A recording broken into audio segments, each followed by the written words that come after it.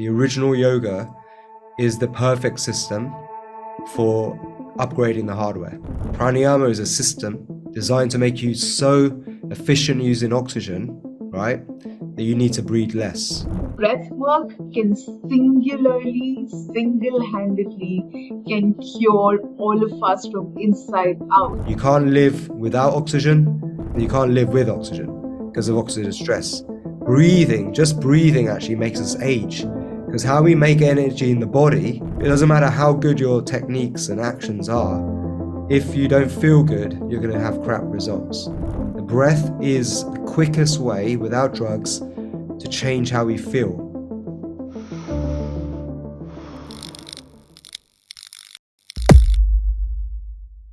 Hi everyone, welcome to another interesting episode of Uncharted Conversation. So recently I came across this quote that said, someone asked me, what's the most important thing? And I said, just breathe. Up until now, I was not able to understand its essence until I actually came across the guest of today. He is someone who has taken these ancient pranayama techniques, mixed it with science, technology, and music, and now taking it at a global level. Founder of Soma Breath and a regular mentor at Mind Valley. I'm so thrilled to introduce all of you to Niraj Naik. Hi, Neeraj. First of all, thank you so much for doing this with us and for us. Hi, it's a pleasure to be here. Thank you very much. So, Neeraj, I know your story because I have done my due diligence while researching about you. But I would request you if you can share about your story with our audience. Like they would love to know from the horse's mouth, right? That how come someone like you and like you call yourself like a certified drug dealer? How can you go from that space to actually becoming a pioneer in the space of breathwork? Like what conspired, dude, what happened? And also one more thing, in fact, before we move on to that question, that is that a very Indian thing to study science and to become this pharmacist or a chemist? Was that like a very Indian thing to do? Well, yeah, it's a very Indian thing, right? To become a pharmacist or a doctor or a dentist or a lawyer or accountant. So, especially in the UK, you get funneled into one of these careers. Even if your passion might be something completely different, you're told to ignore your passion and follow job security. So Ability. that's what I did, Yeah. and I got a taste of my own medicine, like not listening to my own intuition and what my gut wanted and what my heart was telling me. The whole body was telling me to go somewhere else, and I went in the direction of being a pharmacist. And I look back and now that was the best thing that ever happened to me. Like I'm so glad I did it because that's where I really discovered, firstly, how broken the healthcare system is, but also like what really means to be healthy, happy, and at your best every single day. And it actually means not uh, being dependent on a medical system. That's not going to make you healthy or happy. So, uh, by going through my own healing journey, because I had an autoimmune disease at a that was like in 2010. So I was housebound for almost a year, and it was going through this that I discovered the power of breathing and pranayama for the first time. There's a friend of our family, a Swamiji.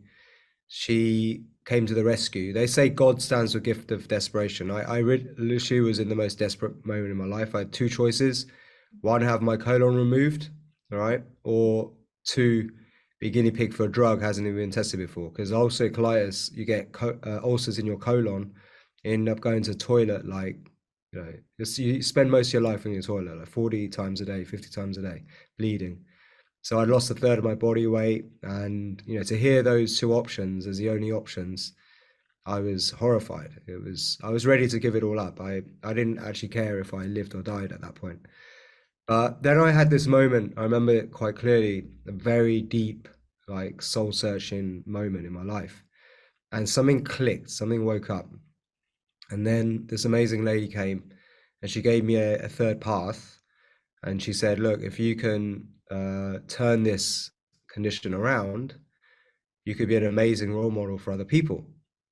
So this is where it all changed, because then she gave me some insights into how Ayurveda works, pranayama, simple breathing techniques, yoga, and all of these are kind of branches of yoga. And so I got very curious. I tried some of these breathing techniques, and I got so much relief from just simple breathing techniques that it made me go down the rabbit hole to learn more about our culture, that we've been educated out of in the West. Even my mum's generation, my mum's a doctor, she's very much educated out of the own culture and all the wisdom. It's more our grandparents' generation who still preserve some of it, but they've even lost some of that, the true knowledge and wisdom, because the Western system has educated us out of this ancient wisdom and replaced it with a different understanding of the body. In fact, the Western system seems to compartmentalize everything. So you have a heart doctor, you have a gastroenteritis specialist, you have a cancer doctor, you have a lung doctor, you have all these doctors for different parts of the body, but that's not how the body works. The body is not something that's separate from each other. It's actually a whole system, it's a holistic system. So really a doctor should be a master of every single function of the body, and therefore you need a whole different system of medicine, one that takes into account every system working together in harmony and unison with each other. And when your system goes off balance, right, maybe you have kidney symptoms in your kidney, it could be that there's a whole other area of your body that has a malfunction too. But if you just go to the kidney specialist, they're only going to treat the kidney and miss out the other areas of the body that may be impacting the kidney. And this is the problem of compartmentalization in medicine. But when you look at the body as a whole, what you realize, and this is the wisdom of Ayurveda, is to restore balance and to bring balance back to the body. And actually, breathing is one of the most simple and easy things we can do to restore balance. Rhythmic breathing is the foundation of yoga, tantric yoga. So when we breathe in a rhythm, because every function in your body is rhythmical in nature, every function is subservient to the rhythm of the breath. So just a few minutes of rhythmic breathing a day changes, the harmony. It restores balance to the nervous system and the function of your body, the biorhythms. Right. So this is the stuff I started to learn. And then I started to apply like lifestyle changes from Ayurveda. And, in Ayurveda, everything is energy, right? It's really an understanding of the quantum and energetic world of the physiology. And that, if you adjust something in the heart, it will affect, your kidneys and your lungs and potentially the brain. So, everything is linked and connected. There's no compartmentalization in Ayurveda.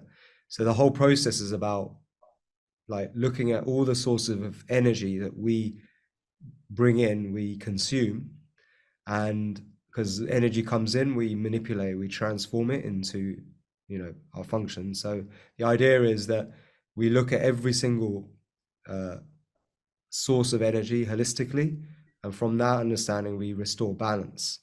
It begins with the breath. The breath is the first thing we can do to control, to restore balance. And then the rest is like the food you eat, how you sleep, how you, conduct your life, your mood, your well-being. Are you kind, compassionate? Are you enthusiastic for what you do? All of this is part of the process in Ayurveda of identifying, what's wrong with you and how to restore balance. Like if you're waking up every day miserable and you hate your life and you hate everyone around you, maybe you got forced to even marry someone and every day you wake up wondering, why am I awake next to this person? And you fight all the time, that's going to make you sick, whether you like it or not. So emotions have a big impact too, how you feel. Everything impacts like then ultimately how you act and, your results. So in Ayurveda, as above, so below. So by working on the inner world through the breath first, we can create an alignment of the inner world to the outer world. This is what I managed to do. Okay. And I create a system where I combine pranayama techniques with music, because rhythmic breathing is the foundation, and we can time the breath to music rather than counting mala beads or counting in our head using a stopwatch. It makes it more fun, effortless. So I created my own system like this for myself. Got loads of benefits. I got back into my passion for making music. Music was the thing I always wanted to do, not a pharmacist. But I realized that music can also be a medicine. And actually, this gave me a new method or approach as a pharmacist. So I started to use music as a therapy, combining breathing techniques, meditations, and affirmations. And I created a system called Trip Neural, and then that eventually turned into Soma Breath. And now it's turned into a big global movement. We're a holistic school. We don't just teach the breathing techniques. It's the whole Ayurvedic system of holistic alignment and restoring balance. And that's why we have amazing results, not just for people who are sick, but let's say people want to be more successful as entrepreneurs or in the workplace. By upgrading the hardware, we can install better programs into our operating system, which is the mind. But the hardware, the body, the soma is what we need to look after. We need to strengthen that. And there's so many schools out there teaching you diets and exercises and so on. But all of the real wisdom is inside tantric yoga. Like the original yoga is the perfect system for upgrading the hardware, right? And this all comes from India. We all have this wisdom. However, also this has been corrupted. Like a lot of the mainstream yoga that we see is very devoid of the real essence of yoga. And I had to go to India actually to really learn yoga from an amazing doctor called Prakash Malsh, who lives in Haridwar. He has a clinic where he uses allopathic medicine with holistic, yoga and pranayama. He wrote an amazing book called The Medical Understanding of Yoga. And then he co-created the curriculum with me for Soma Breath. So we're going to be doing a lot more work together. But he really taught me the real science, the medical understanding of yoga. And then with everything else I've learned over the years, the people I've met from Marissa Peer, amazing hypnotherapist therapist to Wim Hof. I worked a lot with Wim. He's super famous. And so many amazing people like Vishen from Mind Valley and so many other amazing people I've had in my influence, my sphere of influence. And through that, I really refined what we do with Soma Breath to make it into the ultimate manifesting tool. Wow. Damn. Whatever you've shared so far, I mean, I have a couple of observations about it that universe doesn't actually let you stay at a place where you're not meant to be. It will do something, it will jolt you up. And in fact, at that moment, it might also feel like that, it's a crisis moment and how am I supposed to get out of it? And life just seems unfair. You feel that you're pushed to the wall. But eventually, it just pays off. It all makes sense. In fact, I just take some more minutes over here. In one of our podcasts, we had a mentor, we had a hypnotherapist, and she just happened to mention something that just absolutely blew my mind away. And I feel that it just fits so beautifully over here. And she said that your trauma is actually an activator of all the gifts that you are supposed to give back to the world. Right? So basically, your trauma will come, it will hit you. And then it is not only going to test you, but it is also going to awaken all the gifts that you have so that you can give it back to the world. And now when I hear your story, it just absolutely makes sense, right? It's aligned. Yeah. And I want to spend some more time with you over here on all these four aspects. Let's deep dive and understand from each and every aspect that how breathwork helps us in that. So let's start with the physical aspect. And also from Ayurveda perspective, because that's what it's stemming from, right? So if I look at Ayurveda, there are three types of dosha: Vata, Pitta, and Kapha, right? So are we also trying to say that according to what dosha I am, there is a proper way to breathe, like there is a particular breath work for each and every dosha that we have, and we can adopt that so that can help us cure all the diseases, all the challenges that I'm facing because of that dosha type, and I can actually fix my system thanks to the breath work. So this is more relevant like the specific breathing techniques for doshas when they go off balance, when your Vikruti goes off balance. Yeah. So if you want to lower vata, there are breathing techniques for that, right? So vata is air, right? So we need more grounding breathing techniques. But also the breath, it works like magic when it's combined with other things. So it's not just a breath on its own. When you combine it with different elements, from guided meditation to exercise to certain, other kind of reprogramming techniques, I call it neurosomatic programming. That's when you get the real magic. So not just breathing on its own, but the breathing on its own, like just getting like ground rules for all doshas, is there's some rules to follow, right? That everyone should do, which will work for everybody, regardless of your dosha type, your element, right? So this is what we should be doing throughout the day. First, understand that your nose is what's designed for breathing, not your mouth. A lot of people breathe unconsciously. They don't even realize it through their mouth.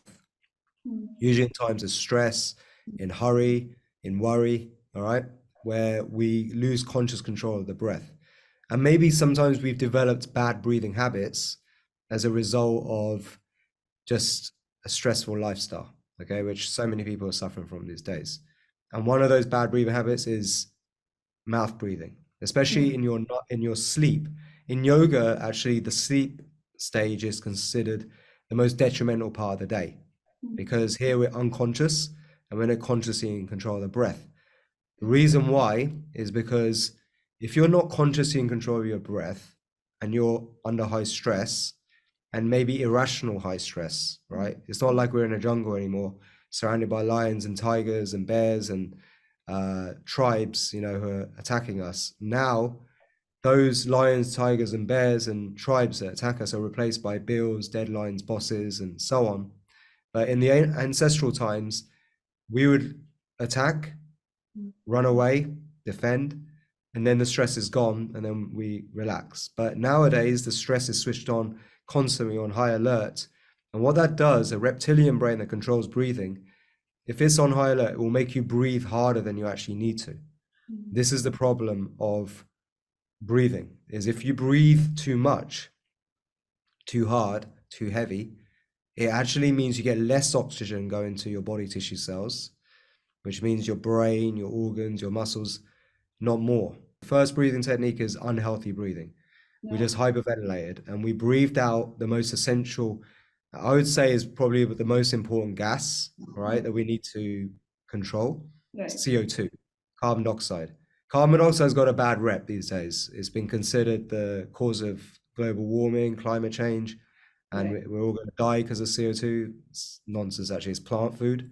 But it's also essential for us to get oxygen from the blood cells into the body tissue cells. Without CO2, the right level of it, we get disease, we die, all right? CO2 is essential. If we hyperventilate, because we breathe out CO2, we breathe in oxygen, we breathe out CO2, right? If we breathe out too much CO2, we don't have that signal in our blood anymore that tells the blood cells where to drop off oxygen. And the problem with that is that you now get low body tissue oxygenation. The root cause of most diseases is low body tissue oxygenation, cancer, heart disease, and so on. Angina pain is because you're not getting enough oxygen to your heart. So just doing that one breathing technique can actually save somebody from angina. Because what it does, when you breathe in the silent, subtle inhale, breathing through your nose, you produce nitric oxide, which is a vasodilator. It stabilizes blood pressure. It's also a miracle molecule for the body. It's antiviral, antibacterial, antimicrobial. It has vasodilator properties, bronchodilator. It's antioxidant. It's got so many incredible uses. We need nitric oxide. As we get older, we run out of it. We become deficient unless we use techniques to keep the balance. Nasal breathing is key to restoring balance, right? So breathing in through your nose, relaxed into the diaphragm. When we breathe into the diaphragm rather than the chest, we get optimum oxygenation. In the chest, when you do that, you only get 30% oxygenation going in, all right? So breathing into the lower back is where we get proper oxygenation, proper gaseous exchange. So we slowed your breathing rate right down as well. You held your breath for a few seconds. This allows the CO2 to rise. You don't breathe it all out, and that helps the oxygenation. Make Wow. sense? Absolutely. In pranayama, Yeah. you could just say prana is CO2, CO2. carbon dioxide. Do you Yeah. get it? It's CO, all of the pranayama techniques are pretty much controlling the balance of CO2 in the body. Wow. Some reduce CO2 temporarily for a reason, which I can talk about later, why we do that. And others keep it at the right balance. That's what leads to oxygenation. That's where you're going to get more energy, more stamina, more fitness. You're going to have more clarity, you're more calm, more relaxed, right? When you hyperventilate, when you're stressed, you're going to get less CO2, less body tissue oxygenation, more feeling of stress, panic, and also breathing into your chest, you produce more adrenaline and cortisol naturally. So we want to minimize this sort of breathing, like be mindful. So the first step is breath awareness, to become aware of how you breathe and to observe times where you might have bad breathing habits throughout the day and how it's affected by your emotional state. All right.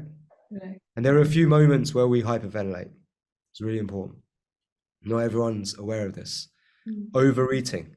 How many times do people eat in a hurry, forget to chew their food, and then because the belly doesn't have teeth, it now has to do loads of extra work to digest that food, right? So you end up deepening your breath. You get heavier breath as a result. That causes hyperventilation, right? Other times is in your sleep. If you're overheated, if you've got too many blankets. Some people love to wrap up super hot. They make a lot of heat. They sweat even in their bed, and they're breathing in and out through their mouth. And if you lie on your back, it's even worse because you might snore with an open mouth, right? I'll give you some tips on how to fix all this stuff if you want. Sure. So that's another time to be mindful. You don't need to be super hot in your sleep. 18, 20 degrees, you want to try and maintain, all right? Other times, talking a lot. Like right now, I'm talking a lot. I'm trying to be mindful of breathing through my nose, but often when we talk a lot, what we're doing, we're breathing a lot out through our mouth, and we can get lightheaded. Long periods of talking can make us lightheaded, and we lose our train of thought. I don't know if you've ever experienced that. So if you talk a lot of people in India probably work on the phone in call centers and stuff, very stressful jobs, talking, answering calls, and they're hyperventilating and they're getting lightheaded and they're feeling sick at the end of it. They're wondering what's going on. So have a break every like 10, 20 minutes of talking to just bring your awareness back to nasal breathing. Do that one technique I just showed you, the correct healthy breathing pattern, and magic starts to happen, right? Exercise. A lot of people exercise, they do long cardio workouts down the gym. They don't even realize that they're causing damage to the heart by doing that. Because if you exercise for long periods on a treadmill, thinking you're going to lose weight, you don't lose weight doing that actually. But let's say that's what people are doing, like jogging for an hour on, or sprinting, on a treadmill. What happens is you start breathing in and out, hyperventilating, right? And if that goes on for too long, you're going to cause damage to the heart. You lower oxygenation to the heart. And what will happen, unfortunately, and athletes suffer from this. You can see this in the news. How many athletes are dropping dead suddenly, right? Young people as well, because hyperventilation, right? It weakens the heart. And, if you do things that weaken the heart anyway, right, then hyperventilation is going to take over the edge. So athletes are suffering a lot these days. So be careful when you exercise. Actually, yogic practices are the best form of exercise. Anaerobic exercise is, you need to do less of it, right? Like shorter durations. And what you do is exercise without breathing or slowing your breathing down, like push-ups, holding your breath. Or the Hindu squat is my favorite exercise of all, is where you do a squat where you breathe out very slowly for like 15, 20 seconds on the way down, hold for 5 seconds, and then breathe in on the way up, right? This exercises the psoas muscles, the biggest muscles in the body, and it increases your efficiency of oxygen there. So this really helps your endurance and stamina, and is the best exercise in my opinion, anaerobic exercise. So actual yogic exercises, which comes from the original martial arts. All martial arts come from India too, by the way, right? So the original ancient form of martial arts were amazing exercises for strength. So one of them is this Hindu squat, where you do slow exercise, anaerobic exercise, right? All of this, what it's doing when you reduce your breathing and your need to breathe, okay? And exercise, one of the best ways to become very efficient, use oxygen. You need to breathe less, not more. You need less oxygen. Because what's the problem of oxygen actually, right? Helmut sees the foremost expert in oxidative stress says it's an oxygen paradox. You can't live without oxygen, and you can't live with oxygen because of oxidative stress. Breathing, just breathing actually makes us age, because how we make energy in the body, right, creates stress in the form of oxidative stress. That's why we need antioxidants in our diet. So oxidative stress is a battle we're fighting against every single day. It's what makes us age, it's what reduces our lifespan, and it's one of the primary causes of disease. And then low body tissue oxygenation. So with reduced breathing and techniques for increasing oxygen efficiency and these anaerobic exercises and being mindful and breath aware, right? All this does is it trains you to need less oxygen. So you need the least amount of oxygen to make the same amount of energy. That way you breathe less, your breathing rate goes down, slows down. Swami Sivananda said, you don't measure a person's age by their heartbeats or years. You measure it by how many breaths they take. And if you want to live average, breathe the average rate, 15 to 20 breaths per minute. If you want to live 80 years plus, breathe less than 15 breaths per minute. Go below 10 breaths per minute as your natural default breathing, you're going to live 80 years plus. Wow. And this is shown already in the animal world, right? This is not like hocus pocus stuff. Like, this is in the animal world.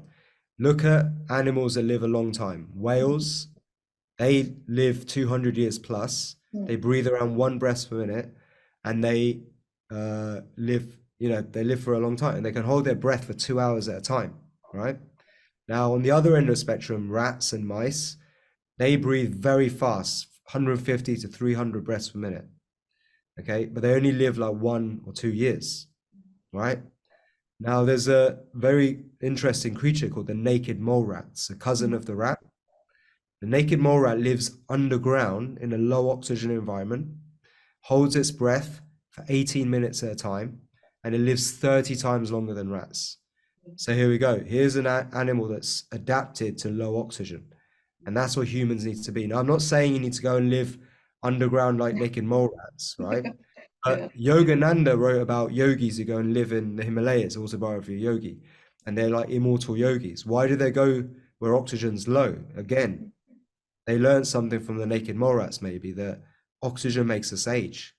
So they do a lot of their techniques up in the Himalayas to reduce their need for oxygen, and then they live longer and they get into samadhi and bliss states. Side effect of CO2, having more CO2, is you feel euphoric, you feel blissed out, right?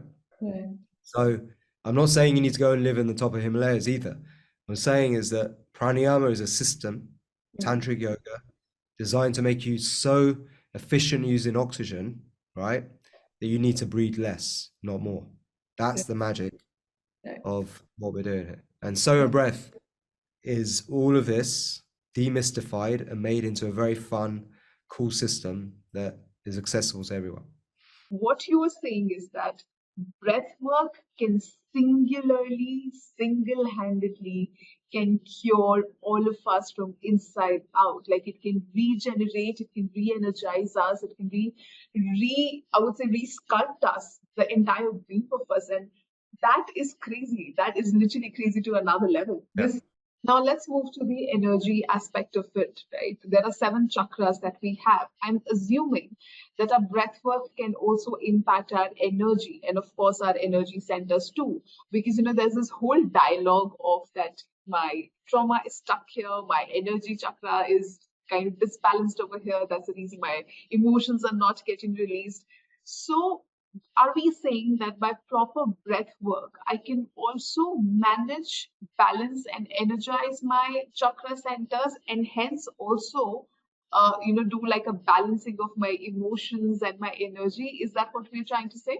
Let's talk about chakras for a moment. Sure. Chakras, the whole system of chakras is more of a recent invention. It's not really talked about in the original yogic sutras. Okay. This is something that was added later on. Okay. Now, there's a lot of mystical ideas about what chakras are. Okay. But the original, let's go back to the Ayurvedic texts. And what they talk about is the meridian points and the marma points. So we have energy points, but we have many of them all around our nervous system. Okay. Chinese medicine really maps this out. Now, if you look at the 7 chakras, okay, let's take away the mysticism from it. Okay. What each one points towards is actually the endocrine glands, right? The hormonal centers. And the endocrine glands are very important. They create the hormones that create the experience of life, right? They balance, they control various functions of life, and they also create emotion and feeling, right? And everything in life that happens is a result of a feeling, either moving towards more of what you want or moving away from what you don't want, right? But life is a result of feeling. So if there's any disruption to your endocrine glands, okay, you're going to feel it in some way, some kind of dis-ease, right? So what we're trying to do with this chakra alignment is actually restore balance to the endocrine function, to restore balance to the whole holistic system. Now, really, the way we should do it, if we're going to balance our chakras, is not just focus on one, is to focus on the whole holistic system, your lifestyle, your mindset, your emotions. And there's a simple checklist to follow in Ayurveda for balancing things. First, understand the checklist of what determines whether you're healthy or not. That is, do you eat well? Do you piss well? Do you shit well? Do you, not hate anyone and you love people, right? Then you're generally well. So if you eat well, if you sleep well, if you shit well, if you piss well, and you don't hate anyone and you love others, you're generally well. When you start to have, a cross on any of those, then you start to feel sick. Okay, usually, all right, something's going wrong. And then what you do is you see what your symptoms are, and then you restore balance because one of your energy points will be off balance, right? So one of your elements will be off balance, Vakrutri. That's the Ayurvedic approach. Now, in the chakra system that we kind of are more familiar with this day and age, well, you'll use like meditations on a certain point or tones, and also that can help. Okay, I think that vibration through sound is something that we need to study more deeply because I do believe that there are certain vibrations which this is also mentioned in the yogic texts that will stimulate points in the body and activate them. So we already know scientifically that when you hum with a sound, hum, that's supposed to correspond to the Shivam, right? This third eye chakra. Third eye chakra, right? Okay. Which actually, what we've shown in studies, produce nitric oxide. And nitric oxide, I told you, is already the miracle molecule for the body. Right. Now, if you hum similarly, but you shut off all the senses. So what you do is you close your ears like this with your thumbs. You put your eyelids down like this, and you go like this, and then hum. You produce even more of this nitric oxide. It expands. Now, if you do certain breathing techniques and breath retentions, and you send the energy up using the Ashwini Mudra, which is like your root chakra, it's considered like the point where your root chakra is, right? What happens is we stimulate the sexual glands and also other hormones like oxytocin, dopamine, and we send this energy up. And Ashwini Mudra is like a pump for the root chakra. It's like you pump and you can activate these feel-good hormones, which we can send up and circulate around, okay? And when we use a combination of techniques, we can actually activate the root, the life force from there, and send it up. And then through that, we activate the pineal gland, the third eye, which is the master hormone, the pituitary and pineal, the crown, third eye. And through that, we can create a connection to and a harmonization of all other functions of the body. So what might happen because of dis-ease is that certain endocrine glands function goes off balance, off rhythm. So we can activate them, we can enhance them by using various techniques like I just mentioned in the right sequence to restore harmony and balance by often working on the pituitary and third eye first, because they're the glands that control the other glands. So to answer your question, I think there's something to the chakra system. I personally think it's a map of the endocrine glands, right? But we have many thousands of different chakras actually, which are your marma points and meridian points, the energetic system. Chinese medicine really explains this in a lot more depth. It is in the yogic text as well, but it's kind of been lost in translation a bit. And so I wouldn't say that you can, I think we need to look at it holistically rather than focusing on just one at a time with a specific breathing technique. You know what I mean?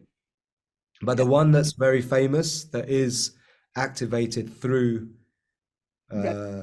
breathing and breath work is the pituitary, the crown, and the third eye, which we do in our Soma Breath journeys for this, our own version of a Kundalini activation or third eye activation, midbrain activation. It can lead to very powerful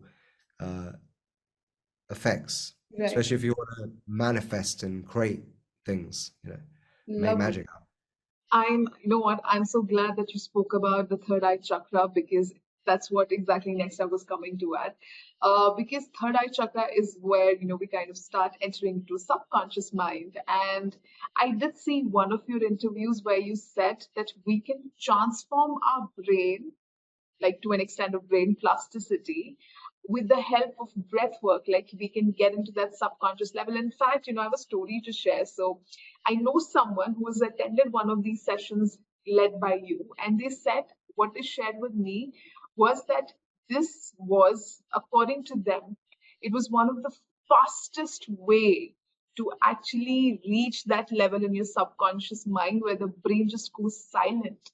Because you know why I'm so kicked about this conversation is because if we can do that, I mean it's faster in comparison to other formats. If you're able to do that, so all these concepts regarding subconscious, whether this is law of attraction, whether it is unstucking myself from all the fears, patterns, and beliefs that I've been, you know, carrying all along, whether it's about knowing myself, self-discovery, clarity, all of this would become just so simple. It would become literally, I wouldn't say child work, but yeah, it would definitely become as easy as breathing.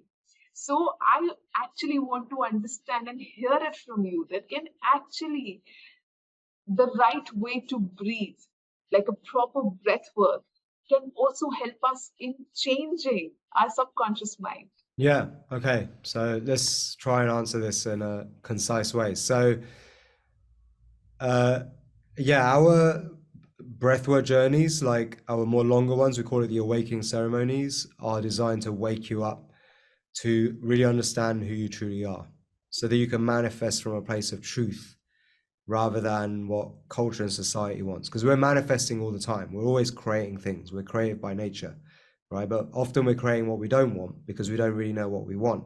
We've been told you need this, you want that, and have this, but we forget to listen to ourselves, and then we get disease, right? We get stuck feelings, we get icky feelings, we get resistance, blocks. and we feel contracted, and some people walk around with their head down, it's all because they've stopped listening to who they truly are, right? So everything that happens to you as a result of a feeling, either moving towards a feeling that you want or moving away from what you don't want, right? Moving towards pleasure, moving away from pain, right? So what do you want? You want a result. Most people want to manifest something, a result of some kind, right? What comes before a result? An action. You're going to do something. So, the quality actions result in quality results, right? Now, most people work on just actions. They might go to, get a private tuition or learn new strategies, new techniques, but they end up just getting the same results or slightly better or sometimes worse. Because what comes before an action, quality action, a decision. You have to decide. You have to decide on which action to take, the right one or the wrong one, right? In the moment. And sometimes it has to be very quick decisions. So the quality of your decisions is actually now in the inner world. So what comes before quality decision? A thought. You have to think something. Now, some people just work on the thinking aspect, right? Changing thoughts. So they use hypnosis to rewire how they think, the unconscious mind and all of that, right? And, they try and still the mind through meditation, and through that, somehow they're trying to change thoughts. They're trying to change how they think, right, about things, like change their relationship with the past and their worries and anxieties about the future, right? Now, also, just trying to tell somebody to think a certain way when they're having a panic attack, for example, is not going to work, right? If somebody's having a panic attack and you say, stop thinking, being so worried, stop panicking, it's going to make him feel even worse, probably, right? And it's really hard to tell yourself, stop worrying, stop worrying. Okay, so what comes before thinking? Where does thinking and thought come from? It actually comes from feeling, comes from how you feel. Emotions and feeling and thoughts are very much linked, right? But where does feeling and emotions comes from? It comes from this hormonal system, this whole chemicals, neurotransmitters and hormones that we got going through us. That's why chakras maybe are important at this point, because how we feel directly relates to the quality of our thinking and decisions. Think about when you've had a really off day, like you just had a bad day, maybe you're feeling sick, maybe you got a crazy bad hangover, right? How many bad decisions are made under the influence of alcohol or hangovers? Right? I know all the worst things I've ever done is when I felt like crap because I've been hungover, right? So it doesn't matter how good your techniques and actions are, if you don't feel good, you're going to have crap results. So the direct mechanism for influencing how you feel, changing that state, is your breath. The breath is the quickest way, without drugs, to change how we feel. It works directly on the hormonal centers, and we can wake up oxytocin. We can make ourselves feel more of a feeling of love and compassion just with breathing techniques. It's magic, right? So what you can also do with this is, because you can quieten the mind, you can actually turn off the default mode network. The default mode network is who you are. It's your sense of identity. It's the robotic part of the brain. So throughout your life, you're programmed from a very early age. Is the first imprinting. When you're in the first 0 to 7 years of your life, we have 4 stages of imprinting. First is you're hardwired. The best way to understand is that you're a computer, right, with a super efficient operating system and a physical body, the hardware, right? But we also have a human side to us. The human side has the ability to program and reprogram and change the programs. Okay, this is our human side. We're our own conscious software programmers. That's how we observe and witness and experience life. Now, your robot gets programmed from when you're helpless. Your human hasn't formed properly yet. When you're born and your first interaction with a mum, that is where we create our sense of safety, how we see the world, whether it's safe or unsafe, okay? And fear. And if you're not nurtured properly as a baby, it can make an exaggerated sense of unsafety in the world. Like the universe hates you, doesn't have your back, and is conspiring against you rather than it's conspiring for you to succeed. So trauma in this early imprints can lead to malfunctions later on, especially psychosomatic issues and tension. And some people are so stiff and rigid. Often it's because some malfunctions in this early imprints. And then the second imprint is when you get up, you start walking around, and you start to interact with other kids, and your father has more of an effect here. And whether your dad's very, uh, controlling and bullying, it may make you into a submissive character, or also a bully as well. So also the way you interact, maybe you're a really short kid, and all the kids around you are bigger and they bully you. That can make you into a beta personality, right? If you're the biggest kid in the class and you dominate everyone, you might turn into an alpha dominant personality, right? So just think how different you'd be if you were born a different appearance, right?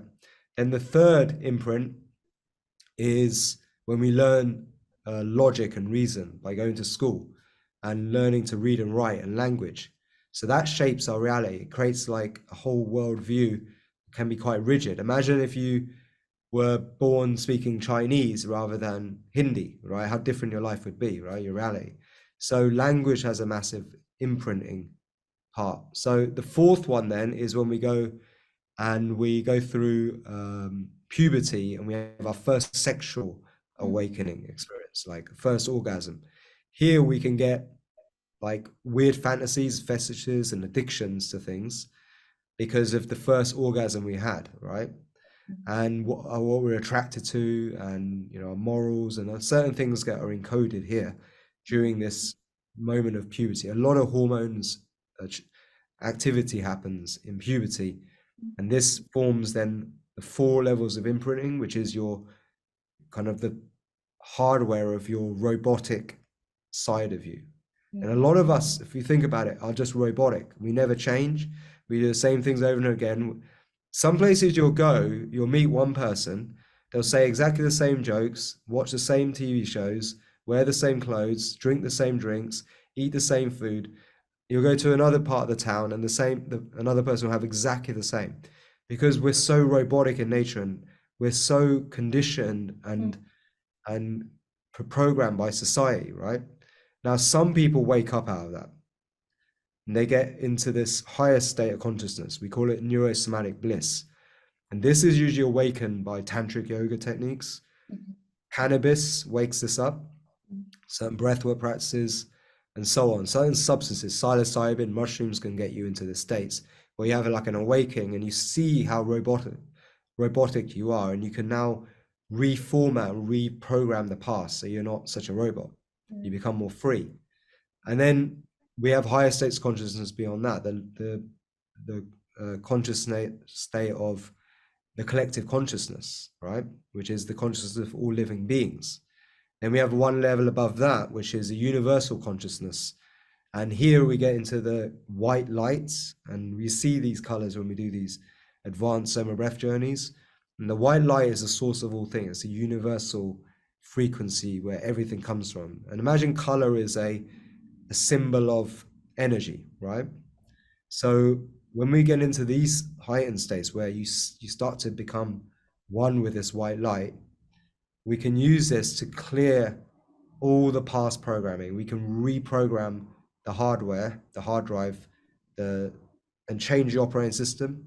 And we need to change the hardware. We need to go from a PC to a Mac. PCs have viruses, Macs don't.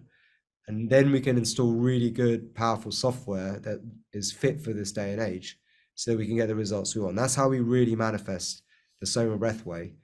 And our techniques, what they do is they unravel all of these 4 imprints and show you how to reprogram those early imprints to become a more empowered version of who you want to be, right? And that's what our Soma Breath journeys are about. So this is the true explanation of enlightenment, if you want to know what enlightenment is, because the Eastern philosophies of like Buddhism, they deal with this concept that I'm just talking about as that we're all robots, and therefore we should meditate to suppress the robotic side to us so that it doesn't cause any harm, right? We don't go and damage people and ourselves. And by suppressing the ego, we can transcend it. That's the Buddhist, but we are all robots. There's nothing we can do about it. The Christian, the more Western Judeo-Christian system is that we're all born into sin. Everything's our fault, right? And if you do the right thing, you go to heaven. If you do the wrong thing, you go to hell, right? So a lot of people are living in guilt and shame because of this. It's because everything's your fault. In the Eastern tradition, nothing's your fault because we're robots. We're all born into karma that we have to play out, and therefore everything is a result of your karma, and therefore nothing's your fault. So have forgiveness and compassion for that. Now there's a middle path, which is what I subscribe to, which is the tantric yogic path, which is we can awaken out this robotic trance. Yes, we're all robots, but we should be able to forgive past mistakes because of the robotic nature that human beings have. But we should have also compassion for that, but we shouldn't forget, because ultimately most people are robots and they don't wake up. So if you keep letting that person come in who has got all this bad programming into your life, it's your own fault now for thinking that they're going to change. The only way they're going to change is if they go to a Soma Breath course, have a big awakening experience, and then realize that they've just been programmed and how to reprogram. And most people don't do that. So you have to be very mindful when you wake up and you see what the reality, how it is. You can then become mindful of who you let into your world. You know, who are the ones with the bad programs that, you know, if you spend too much time with them, you're going to get them too, because programs transfer from one to another. Right? They become thought viruses. So you got to be very careful about all this stuff. Right. That's massive. Like literally, you know that, right? That's massive. I mean, I loved how you brought in spirituality and karma and trauma and subconscious and breathwork and just like connected all of this. It's literally blowing away my mind right now. And in fact, in this entire conversation, there was so many moments where I just went like, wow. But let's try to conclude it in a much more structured way. So I'll throw some quick questions at you because I know that you have a lot to catch up with. Um, Tell me that in your experience of breath work, where do you see the intersection of spirituality, subconscious, and breath work and science? Well, the breath is the remote control for the mind, body, and spirit. Okay, makes sense. Makes sense. Okay. So my next question to you is that right now, the way our world is kind of functioning, it's at very polar ends. And when I say polar ends, we see every day on news what's happening around in the world. But also at the other end, we have people like you who are making these transformative communities, people who are pioneering in the space of mindfulness and spirituality and subconscious, all, kind of bringing it together in the whole umbrella of personal development. So different, right? And both progressing and pacing really fast at their own levels.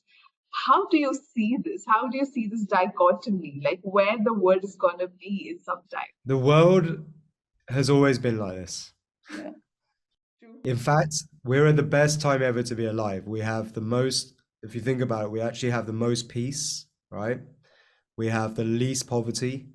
We have the least disease, the most abundance. I mean, look at how much abundance there is in the world. Right. It's incredible, right? Right. And we are heading towards a better time. It's all the statistics show that. Right. Although the media and TV and the news doesn't make it seem that way. Because what sells newspapers? Bad news. People aren't driven by good news for some reason. They're driven to pay attention to the clickbait, bad negative story, right? So that's often what makes people think, have this illusion that the world's going horribly wrong. But if you go back in timeline history, there's been way more worse times. Humans are treated like, there were points where humans were completely enslaved and then thrown into a gladiator kind of coliseum to fight to the death. every day, that for fun, right?